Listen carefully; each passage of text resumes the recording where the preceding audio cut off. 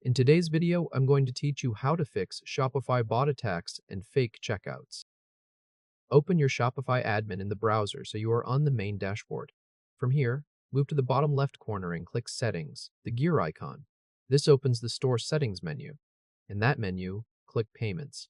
You will now land on the Payment Settings page, where you can adjust how order payments are handled inside Shopify. Scroll down until you reach the section called Payment Capture Method. In this section, change the selection to manually.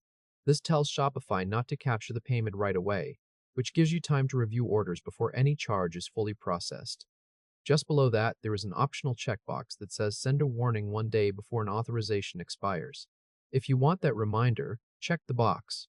That warning helps you keep track of orders that are still waiting inside the 7-day authorization window. After that, click Save to apply the change. Next, we are going to set up Shopify Flow so high-risk orders can be canceled automatically. This part uses a ready-made workflow template, so you do not need to build the automation from the beginning. Start by going to the left sidebar and clicking Apps. Check whether Shopify Flow already appears in your app list. If it is not there, click Shopify App Store. In the store search, type Shopify Flow. Click the Shopify Flow app by Shopify, then click Install.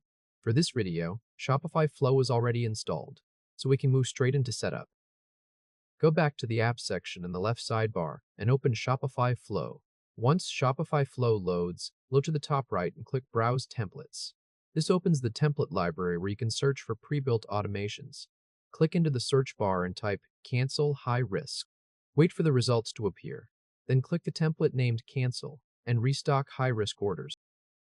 The template page shows you what this workflow will do. It starts when Shopify fraud analysis finishes on an order. Then it checks whether the order risk level is high. If the order is marked high risk, the workflow cancels the order, restocks the items, adds a tag to the order, and sends an internal email notification. Once you have reviewed that, go to the top right corner and click Install. After the workflow opens, find the block labeled Send Internal Email and click on it.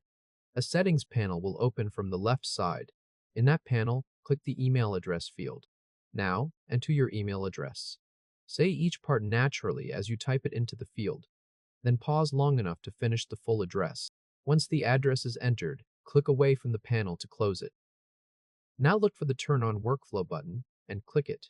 Shopify will show a confirmation dialog. In that dialog, click Turn On again to confirm. At this point, the workflow becomes active.